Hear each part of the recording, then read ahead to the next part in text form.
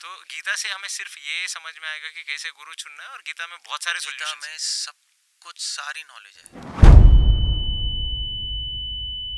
है ना। शंकराचार्य जी लिख रहे हैं सारे वेदों और उपनिषद और इतिहास पुराण की गाय बना लो, और अर्जुन उससे दूध निकाल रहे हैं। और दूध क्या है? दूध गीता।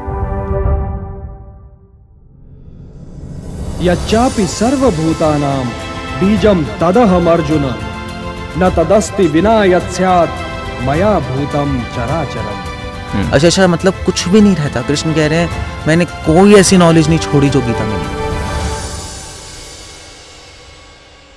और आपने कल और एक वेरी स्ट्रॉन्ग स्टेटमेंट इस्तेमाल किया, 99% साधु ढोंगी है। मनुष्य नाम सहस्रेषु कस्य जतति सिद्ध है। मैं नहीं कह रहा, कृष्णा कह रहे हैं। हाय, वेलकम टू केसी टॉक्स। हमने कल केशवानंद स्वामी से ये समझा कि गुरु कौन होते हैं, और उन्होंने काफ़ी स्ट्रॉन्ग सेशन दिया था। बहुत सारा क्रिटिसिज्म भी था उसमें। मुझे तो I did not understand because I've never heard a Swamiji criticizing so much.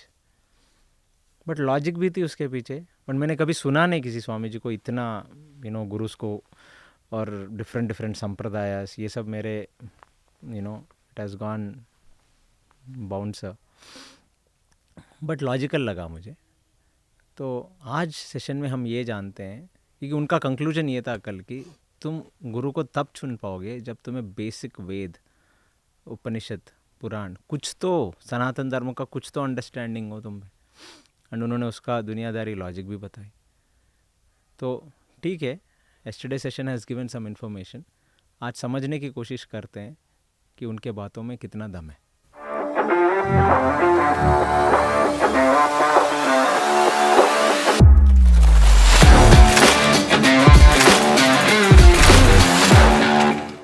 Hare Krishna. Hare Krishna. Sorry to say this, but yesterday's podcast Swami ji, I slept over it. मतलब मुझे लगा कि आप हर किसी को क्रिटिसाइज करे जा रहे हो आप। वेल, ये यू सी द पॉइंट। मैं क्रिटिसाइज नहीं कर रहा। Okay, I will show you from Gita. Krishna is saying this. अवजानन्ति माम मूढ़ा। Krishna says people who are not intelligent, who are foolish, they don't understand me. 16 chapter Krishna से असत्यम अप्रतिष्ठम थे जगदाहरण ईश्वरम।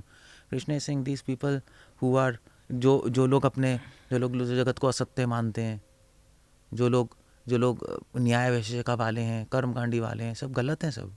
और कृष्ण भगवान ने तो बहुत स्ट्रॉन्ग वर्ड्स यूज़ किए हैं। वो तो असुर कह रहे हैं उनको। मैंने तो फिर वो भी नहीं कहा। सो क्रिटिसाइजेशन जो है, ये एक हेल्दी क्रिटिसाइजेशन होती है। हम कोई एनवियस द्वेष से थोड़े ना कर रहे हैं। हमें क्या मतलब है किसी को बोलना? भी हम अपना भजन कर रहे हैं, है ना। मगर जब हम लोगों को देखते हैं कि लोग इतने कंफ्यूज्ड हैं, तो हमें बोलना पड़ता है। इवन शंकराचार्य जिन्हें अपनी जो वेदांत सूत्र कमेंट्री से पहले श्लोक लिखा है, एंड ही इज सेइंग कि देखो, मैं इंटरेस्टेड नहीं हूँ किसी को क्रिटिसाइज करने में। मैं तो अपने स्पिरिचुअल जर्नी कर रहा हूँ मैं। बट क्या करूँ, लोगों के बेनिफिट के लिए, उनकी कन्फ्यूजन दूर करने के लिए करना पड़ रहा है। तो हमें कैसे ये समझ, देखो स्वामी जी, हम अभी क्या है, थोड़ा सा पॉलिश्ड रिफाइंड मॉडर्न सेटअप में, डू गुड सी गुड ना, गलतियाँ सब में होती है, थोड़ी एक्सेप्ट कर लो, क्योंकि परफेक्ट की ऐसी कोई परफेक्ट चीज़ दुनिया में है नहीं। सडन मैंने कभी किसी भी साधु के पास हम जाते हैं तो लोग क्या एक्सपेक्ट करते हैं कि वो हंसे, स्माइल दे, सब ठीक हो जाएगा बेटा। मतलब एक ऐसा करते हैं। मीडिया में तो ऐसा ही है। मीडिया में नहीं, असली में भी इंडिया में ऐसे हैं। तो किसी एक साधु को ऐसे कठिन शब्द उपयोग करना, ढोंगी है, मतलब ये ऐसे मेरी एक्सपीरियंस में नहीं है। लोगों के एक्सपीरियंस में लोग ना समझते हैं, लोग ना इसको मानते हैं। बट एक जो टीचर होता है स्कूल में, जो स्ट्रिक्ट होता है, उसको बच्चे बहुत डिसलाइक करते हैं। मगर बड़े होके समझ आता है कि उसी ने हमारा बेनिफिट किया। तो आप इसी फिलॉसफी को फॉलो कर रहे हो? Of course, I mean to say, Madhvacharya के आप वर्क्स देखो उठा के, अद्वैत सिद्धांत को उन्होंने चीर फाड़ रखा है हर स्टेटमेंट में।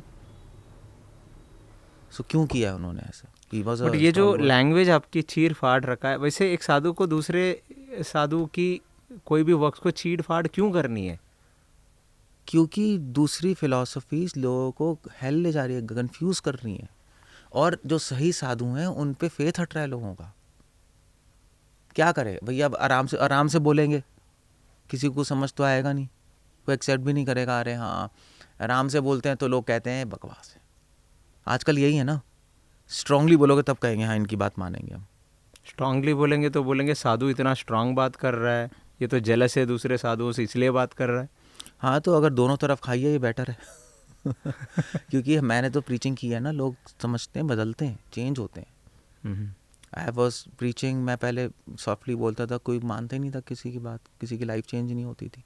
जैसे स्ट्रांग और कठिन शब्द साधु इस्तेमाल करते हैं, इसका मतलब करते हैं आप, पर ढोंगी लोग नहीं करते, वही तो डिफरेंस है। संप्रदाय में, परंपरा में सब सारे आचार्यों ने स्ट्रांग वर्ड्स यूज़ किए हैं, बहुत स्ट्रांग वर्ड्स यूज़ किए हैं, और कृष्ण भगवान ने किए हैं। भगवान क्यों अच्छा मान लीजिए अगर भगवान बेस्ट है, सबसे प्योर है, तो भगवान क्यों करेंगे स्ट्रांग वर्ड्स यूज़? से गलत फिलॉसफी है। एक माँ अपने बच्चे को डांटती नहीं डांटती है? डांटती है तो क्या प्रेम नहीं करती? प्रेम करती तभी डांटती है। जो प्रेम नहीं करते वो नहीं डांटते। तभी तो ढोंगी गुरु हाँ भी ठीक है, हरे कृष्णा जो भी है बोलेंगे और प्रसाद लेके भेज देंगे। इसका मतलब आपसे प्रेम नहीं करते, आपका भला नहीं चाहते। भी अगर किसी को दिखाई दे रहा है कि वो व्यक्ति हेल में जा रहा है तो कुछ ना कुछ करके बचाएगा ना। ओके, तो पर आपको कैसे, मतलब आप बोल रहे हैं कि मैं कोई जेलसी से नहीं कर रहा हूँ, मैं तो सिद्धांत के धोरण से कर रहा हूँ, तो हमें कैसे समझ आएगा कि आप जेलसी से कर रहे हैं या सिद्धांत के धोरण से कर रहे हैं, या सिद्धांत के धोरण, सिद्धांति के ये ये छत के नीचे आप जेलसी प्रकट कर रहे हो? जेलेसी तो प्रकट तब कर रहे होंगे ना, अगर जेलेसी तब होगी अगर मैं उनको कुछ बोल के अपने पास लाऊं। मैं तो अपने पास भी नहीं ला रहा, मैं तो मैसेज दे रहा हूँ, understand and just follow it. चाहे मेरे पास हो चाहे किसी के पास जाओ, बट फॉलो राइटली। फिर एक कॉर्पोरेट दूसरे कॉर्पोरेट से जेलस होता है तो वो वहाँ के बंदे खींच के अपने पास लाता है ना। हम तो कर ही नहीं रहे। तो आप सिर्फ ये चीज़, ये क्रिटिसिज्म वगैरह सिर्फ एक जीव का उद्धार के लिए कर रहे हो, आपका ये बोलना और है? क्या मतलब है? हमें क्या मतलब है यार, हमने अपना घर छोड़ा है। हमारे पास मतलब एक एवरेज आदमी से बहुत ज़्यादा अमीर घर से हम बचपन से हम गाड़ियों में खेले हैं। लोग कंप्यूटर में कार ड्राइविंग करते थे, मछली में कार ड्राइविंग करके ठोक के दूसरी की लेते थे। सो हमारी फैमिली एक अच्छी फैमिली थी, एजुकेटेड फैमिली। हमने वो छोड़ा है सब कुछ। हमने क्या ये करने के लिए छोड़ा है दूसरों की मतलब हम क्रिटिसाइज करते रहे। बट जब हम सोसाइटी में गए, हमने लोगों को देखा, दे आर सफरिंग बहुत बुरी तरह, और उनको पता भी नहीं कि वो सफ़र कर रहे हैं, उनको सॉल्यूशन भी नहीं पता, और इधर उधर की चीज़ें देखते रहते हैं, कंफ्यूज होते रहते हैं, कुछ होता नहीं उनके लाइफ में। हम गॉड का मैसेज दे रहे हैं भैया, हम अपना स्पेकुलेटेड मैसेज नहीं दे रहे। बाकी लोग तो अपना स्पेकुलेटेड मन से बनाए हुए टेक्निक्स दे देते हैं, कुछ टेक्नोलॉजी दे देते हैं, स्पिरिचुअल टेक्नोलॉजी कुछ भी करके। उससे क्या फ़ायदा होगा बताओ? और आपने कल और एक वेरी स्ट्रांग स्टेटमेंट इस्तेमाल किया, 99% साधु ढोंगी है। 99% ढोंगी, ये भी तो बड़ा ह्यूज नंबर है। कहीं 50-60% ढोंग हो सकती है। Well you can go and see. मनुष्य नाम सहस्रेषु कस्य जतति सिद्ध है, मैं नहीं कह रहा, कृष्णा कह रहे हैं। हजारों में से एक स्पिरिचुअल लाइन में आएगा, और उन हजारों में से जो एक स्पिरिचुअल लाइन में आया है वो सही होगा। तो 1000 में से कितना, 99% से भी ज़्यादा हो गया। मेरी स्टैटिस्टिक्स नहीं है, भगवान की है, 7 चैप्टर। हाँ, ये मैंने सुना है ये। तो फिर हम अपने मन से कुछ भी नहीं कह रहे। If anybody wants to argue with us, okay argue, हम रेडी हैं, बट आपका बेसिस भी तो स्क्रिप्चर होना चाहिए। इसलिए आप कल ये बता रहे थे कि वेद उपनिषद प्रमाण के ऊपर आर्ग्यू करें। और क्या, ऐसे कैसे कर लेगा? जैसे मैं मेडिकल डॉक्टर हूँ, कोई मुझसे आके कहे यार आप फालतू में बुखार के लिए एस्पिरिन देते हो, बुखार के लिए आप सिप्रोफ्लॉक्सासिन दो। कर सकते हो मैं आर्ग्यू, भैया मगर तुम्हारी एजुकेशन क्या है? मैं तो रिक्शा चलाता हूँ। कैसे आर्ग्यूमेंट होगा यार? समतुलना होना चाहिए। अब वो बोलेगा भैया मैंने डेविडसन में पढ़ा है, तब तो मैं मानूँ, सेम बुक्स हो। तो कैसे आर्ग्यूमेंट होगी? लोग हमसे आके कहते हैं कि स्वामी जी आप पॉजिटिव बनिए, नहीं ऐसे ही कहते हैं ना, कहते हैं आप क्रिटिसाइज करते हैं, मत कीजिए कि जी प्लीज़ अच्छा बोलिए।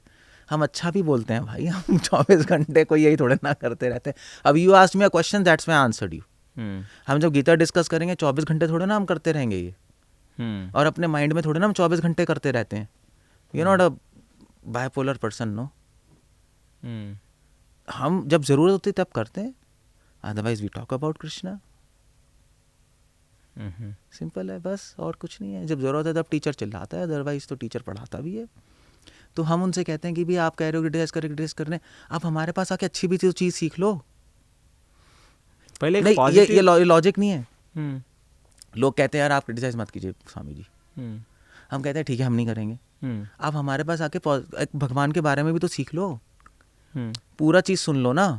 पहले इम्प्रेशन ही थोड़ा सा नेगेटिव बन रहा है ना, कि वो इसलिए आजकल की मॉडर्न दुनिया उन्हीं स्वामी जी के पास जाती है जो बहुत शांत रहते हैं, मीठे शब्द बोलते हैं. वो दुनिया नहीं जा रही, वो कूड़ा जा रहा है. कूड़ा जा रहा है. अब मैं भी स्ट्रॉन्ग वर्ड यूज़ कर रहा हूँ and I can't help it out, क्योंकि बिकॉज अब ये सीरियस टॉपिक है. सिंसियर लोग नहीं जाएंगे. सिंसियर लोग, पता है सिंसियर लोग ना, उनको अच्छा लगता है अगर एक टीचर सही बोलता है तो they like okay this is a true Sikar. जो जहाँ सही, जहाँ क्रिटिसाइज करने कर रहे हैं, जहाँ पे सही बोलना है सही बोलना है. That's all, finish.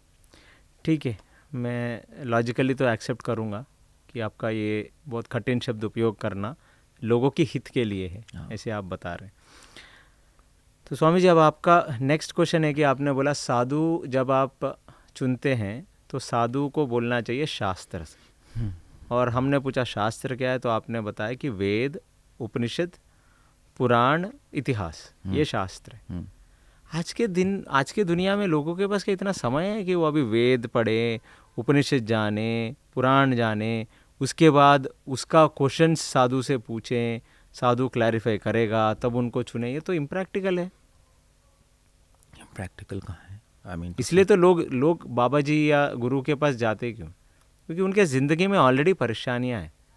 किसी को नौकरी की परेशानी है, किसी को बीमारी की परेशानी है, पैसों की परेशानी है. तो वो इसलिए जा रहे हैं अपनी बीमारी परेशानियां दूर करने, है ना.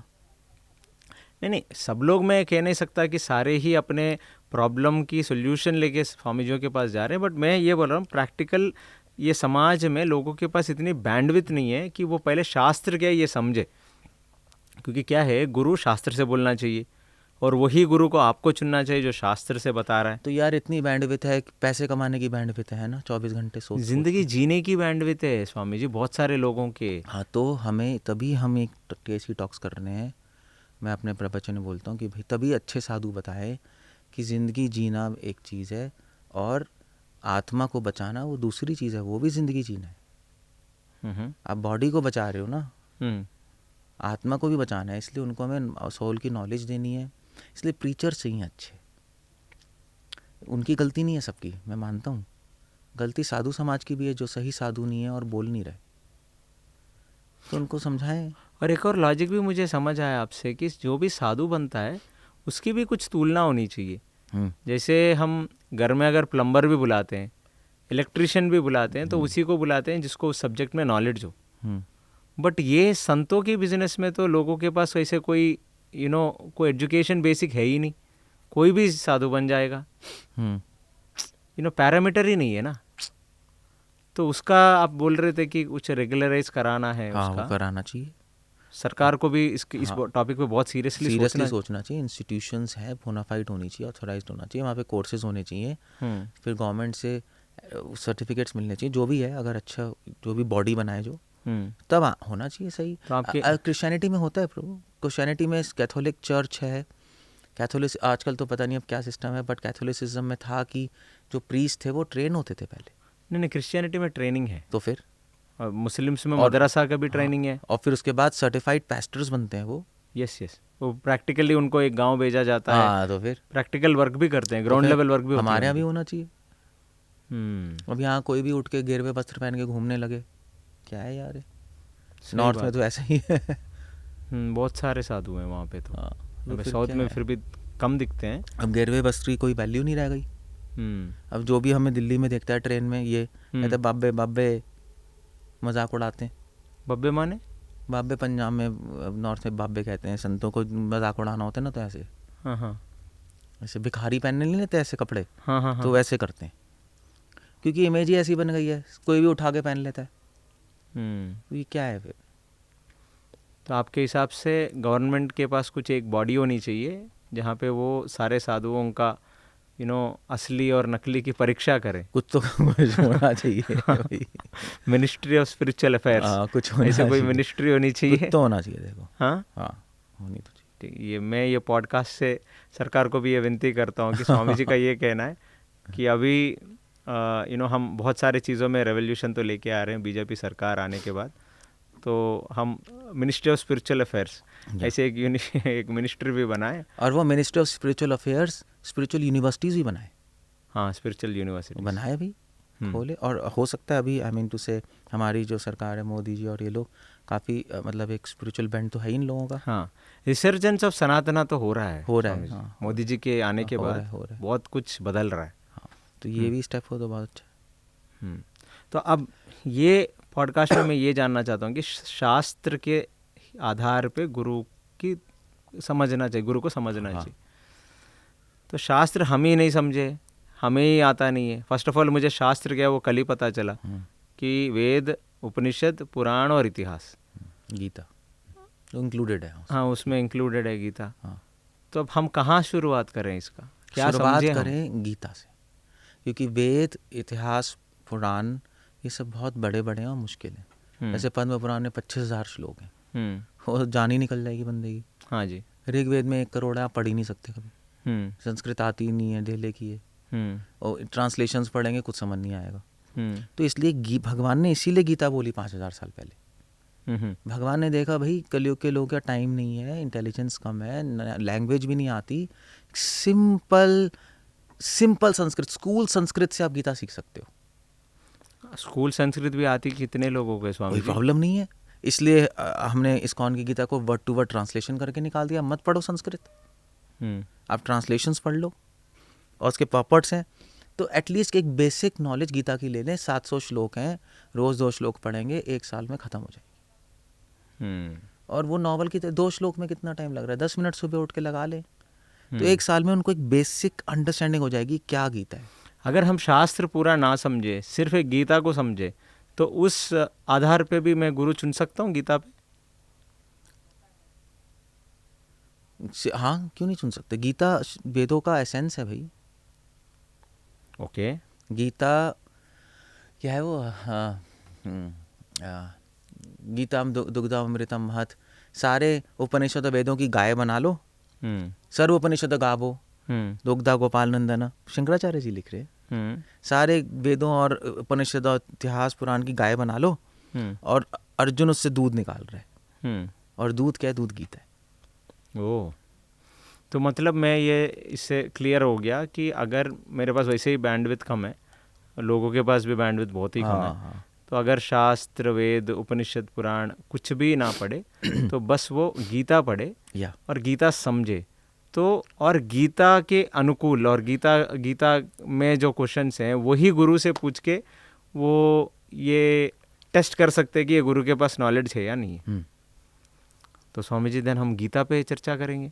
गीता पे करेंगे, अच्छा है। तो आप हमें पूरी गीता सिंप्लीफाइड, क्योंकि हमारे पास इतना पढ़ने का समय नहीं है, ना हमें संस्कृत आती है। आप तो बोल दिए स्कूल का संस्कृत है, और हमने स्कूल में भी संस्कृत नहीं सीखा। गीता पे डिस्कस करते हैं, that's a very nice thing. एक बार गीता ओवरव्यू मिल गया, फिर तो आप कैपेबल हो जाओगे सब कुछ समझ। तो गीता से हमें सिर्फ ये समझ में आएगा कि कैसे गुरु चुनना है, और गीता में बहुत सारे सॉल्यूशंस हैं। गीता में सब कुछ, सारी नॉलेज है। ज्ञानम तेहम सब विज्ञानम, कृष्णा कह रहे हैं इदम वक्ष्यामि अशेषतः। अशेषतः मतलब 9 चैप्टर, 7 चैप्टर, 9 चैप्टर शुरू का श्लोक है। अशेषतः मतलब, शेषा मतलब कुछ रहता है, अशेषा मतलब कुछ भी नहीं रहता। कृष्ण कह रहे हैं मैंने कोई ऐसी नॉलेज नहीं छोड़ी जो गीता में नहीं है। वैसे वही कह रहे हैं, कृष्णा कह रहे हैं। तो यही तो ब्यूटी है, भगवान ने कंप्रेस कर दिया ना, जैसे जिप फाइल नहीं बनाते, उन्होंने सारे वेदोपनिषद की जिप फाइल बना दी। Very nice. तो भगवत गीता में मुझे प्रैक्टिकल सॉल्यूशंस भी मिलेगी मेरे प्रॉब्लम्स के? सारी प्रैक्टिकल सॉल्यूशन ही है गीता में। हेल्थ की प्रॉब्लम्स मिलेगी भगवत गीता में? है, 16 चैप्टर में है। फूड के बारे में भगवान बात कर रहे हैं 16-17 में। साइकियाट्रिक डिसऑर्डर्स के बारे में सॉल्यूशन मिलेगी? है, 15, 16, 17, 18 में है। पैसे कमाने का सॉल्यूशन मिलेगा? पैसे कमाने का है, मगर धर्म के अकॉर्डिंग है, बट अकॉर्डिंग टू धर्म। आप अधर्म करके कुछ भी करके कमाओ, सुख मिल सकता है क्या भगवत गीता से? सॉल्यूशन है, शांति का सॉल्यूशन है। घर में लड़ाइयाँ हैं, सॉल्यूशन है? हाँ, ये तो छोटी बात है, ग्लोबल सॉल्यूशंस है भाई, ओके। ग्लोबल सॉल्यूशन है। पूरे वर्ल्ड में जो धोखाधड़ी चल रही है, एक्सप्लॉयटेशन हो रही है, उसका सॉल्यूशन है। ग्लोबल वार्मिंग का सॉल्यूशन है। ओह, जो आप कल डिस्कस कर रहे थे इलिसिट सेक्स, उसका सॉल्यूशन है। ओके। कंप्लीट है, बट दिखाने वाला चाहिए, तभी तो हम ये कर रहे हैं कि डिस्कस करते हो। ठीक है स्वामी जी, तो मैं मानता हूँ कि आपने बहुत ही प्रैक्टिकल और डॉक्टर हैं और आपका डेफिनेटली अप्रोच भी बड़ा यूनिक ही लगा मुझे, और आपके पास एक कॉन्फिडेंस है बोलने का, वो जो मुझे बहुत अच्छा लगा। मुझे दुनिया के प्रॉब्लम्स के बारे में अभी सोचना समझना नहीं है मुझे। आप कल से हम भगवत गीता का करेंगे, तो आप बस ये मुझे दिखाइए कि भगवत गीता में प्रैक्टिकल्स क्या है जो मैं ले सकता हूँ, क्योंकि मैं बचपन से भगवत गीता सुनते आया, कभी भी मंदिर जा रहा हूँ तो कोई भगवत गीता प्ले कर रहा है, नहीं तो हमारे दक्षिण में जिन्हीं के घर में कोई मरता है तो वहाँ पे भगवत गीता की कैसेट लगती है। तो मुझे आज तक लगा कि भगवत गीता बस एक ऐसे ही सुनने के लिए है, बट इसमें कोई सोल्यूशन नहीं है, ऐसे किसी ने बताया भी नहीं मुझे। अब पहले साधु जो बता रहे हो कि भगवत गीता से मैं हर चीज़ की सोल्यूशन दिखाऊंगा, तो अगर आपके पास समय है तो हमारे साथ पूरी भगवत गीता नटशेल में करेंगे स्वामी जी? या डेफिनेटली, मैं रेडी हूँ। Thank you so much Swami ji. So I am very enthusiastic. हम आपसे ये सुनना चाहते हैं कि भगवत गीता में वो प्रैक्टिकल टेक अवेज क्या है जो आज के मतलब आज के समाज के लिए है ना। डेफिनेटली आज के क्योंकि गीता तो उस समय बात किया गया 5000-6000 साल पहले। Then we will get into Bhagavad Gita discussion Swami ji. Thank you. Thank you so much. Hare Krishna. Hare Krishna.